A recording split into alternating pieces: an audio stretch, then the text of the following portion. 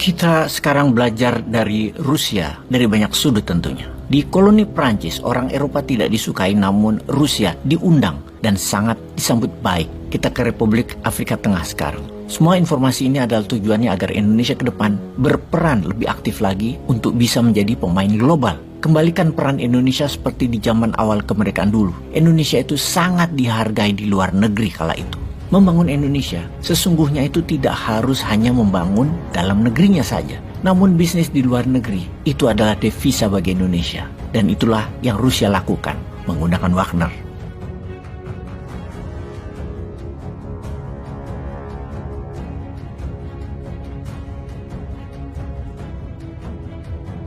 Sebelumnya saya mohon izin kepada sahabat semua dan berkenan untuk memberikan kontribusi kepada semangat olahraga, membina olahraga sejak dini untuk memberikan mental juara kepada generasi muda. Maka Bosman Group memutuskan untuk membeli klub bola divisi 3, Mitra Surabaya, yang memiliki sejarah panjang sejak tahun 1978 di kompetisi liga profesional bola, yaitu Galatama, bernama Niak Mitra. Sekarang berada di divisi 3 yang akan kita bangun kembali agar El Clasico Persebaya melawan Mitra Surabaya kembali terjadi di Liga 1, Liga Sepak Bola Tanah Air Indonesia. Kita juga akan membangun MSA Soccer Academy untuk mencari bibit muda persepak bolaan di 3 lokasi di Surabaya di tahun ini dan 20 lokasi di seluruh Jawa Timur hingga tahun 2025. Kemudian juga ada satu SSB, Sekolah Sepak Bola MSA Soccer Academy khusus wanita di Jabodetabek. Untuk itu lokasinya sedang kami cari. Kita kembali ke Republik Afrika Tengah sekarang.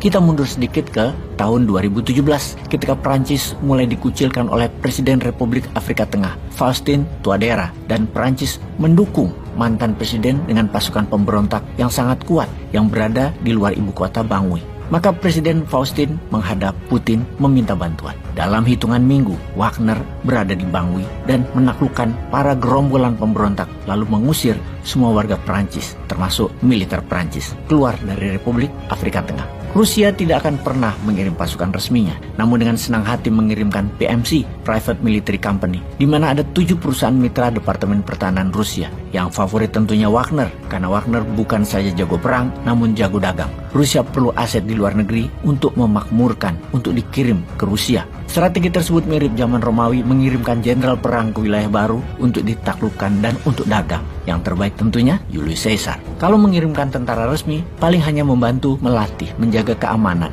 tidak fleksibel untuk bisa dagang layaknya swasta. Wagner adalah mesin ekonomi dan mesin perang. Wagner bisa bekerja di area abu-abu dan memberikan plausible deniability atau penyangkalan yang masuk akal kalau Rusia ditanya oleh negara lain. Sekarang Wagner ada di mana-mana, termasuk Secret Service penjaga Presiden Faustin. Wagner juga bukan hanya jago perang, jago dagang, tapi juga jago propaganda. Kita paham sekali bahwa divisi propaganda itu penting. Membangun pasukan propaganda, termasuk buzzer, adalah taktik perang yang namanya informational warfare. Mereka bisa membalik jahat jadi baik, boros jadi prestasi, salah jadi benar. Rakyat aslinya perlu kejujuran. Beda dengan pejabat, yang penting adalah selalu berkuasa. Makanya divisi propaganda itu dikuatkan.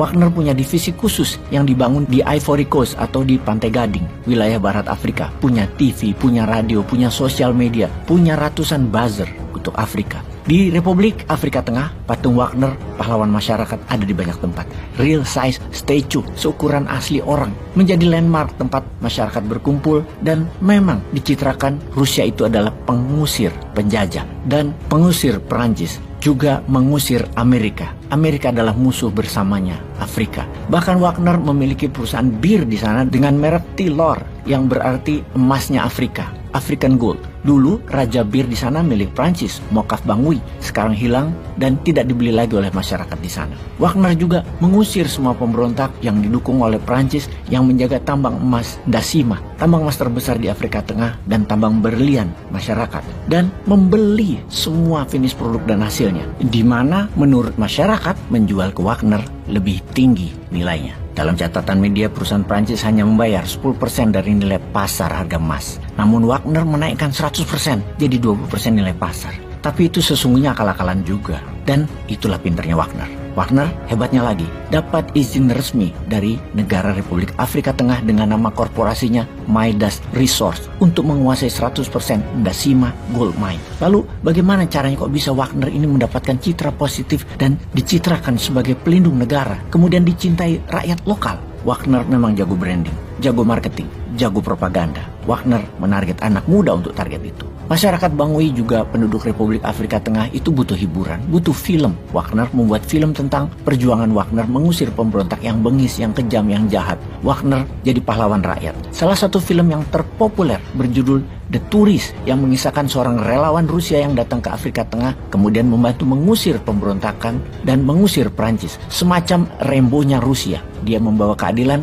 ke rakyat Republik Afrika Tengah, membunuh dan mengusir semua orang Prancis yang jahat di sana. Plot ceritanya sederhana, Rusia itu baik, PBB atau UN Peacekeeping itu nggak ada gunanya dan lemah, Prancis itu penjajah yang jahat dan rebel harus dikalahkan.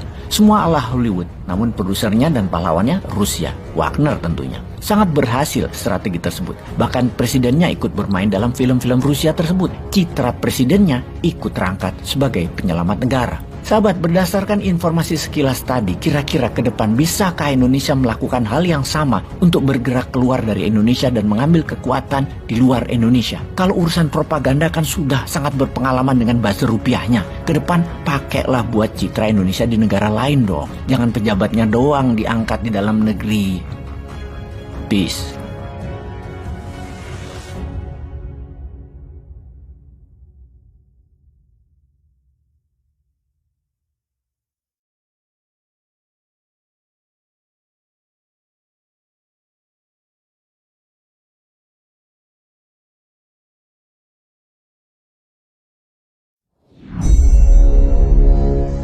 Mata dunia kembali ke Afrika, Afrika Tengah dan sisi barat Afrika, khususnya ke wilayah Gabon.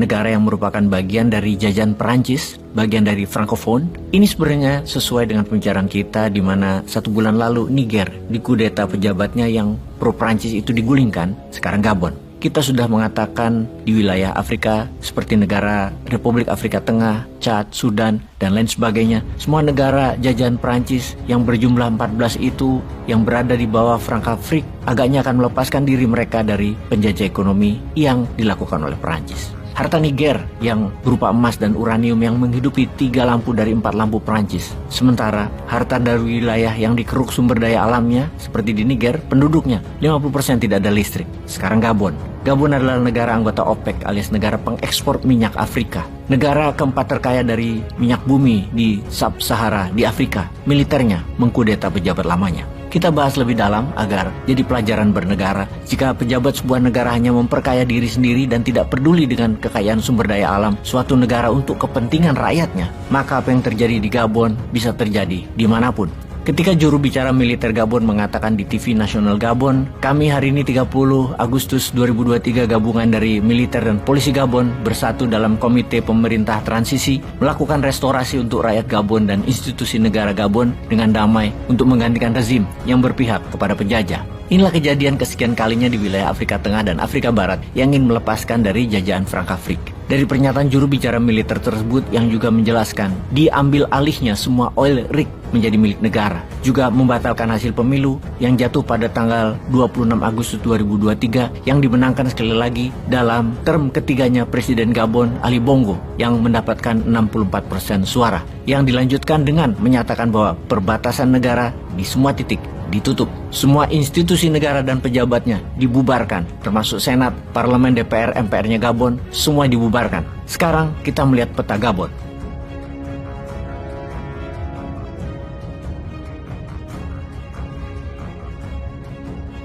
Gabon berada di sisi barat dan tengah Afrika. Gabon dikelola oleh sebuah keluarga selama lebih dari 56 tahun sejak tahun 1967 yang kemerdekaannya diberi oleh Perancis namun tetap dijajah. Sejak tahun 1967, Omar Bongo Ondimba adalah Presiden Gabon selama 42 tahun sampai meninggalnya di tahun 2009. Kemudian Ali Bongo Ondimba melanjutkan legasi ayahnya menjadi Presiden Gabon di tahun 2009. Lalu pada pemilu 2006 dia terpilih kembali menjabat dan kemarin Sabtu 26 Agustus 2023 Pilpres Gabon dilaksanakan dan kemudian dibatalkan oleh kudeta militer hari ini. Ali Bongo sudah 2 kali masa jabatan yang masing-masing 7 tahun. Sekarang akan menjabat yang ketiga. Ada fakta menarik di mana ibu kota Gabon, Libreville, penduduk turun ke jalan bersuka cita, juga bertepuk tangan kegirangan jika ada personel tentara atau polisi yang melintasi mereka dengan teriakan turunkan rezim penguasa yang merupakan one party system dan partai keluarga